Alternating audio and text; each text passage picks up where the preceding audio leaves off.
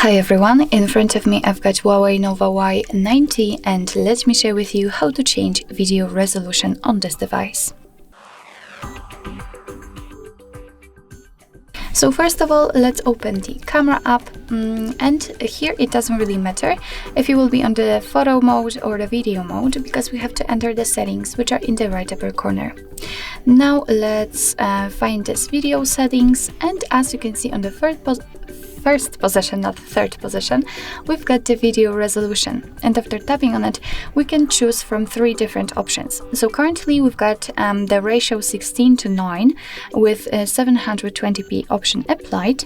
As you can see, it is marked, and we can set the option with the same ratio but 1080p, which is, as you can see, recommended, or we can set the full screen.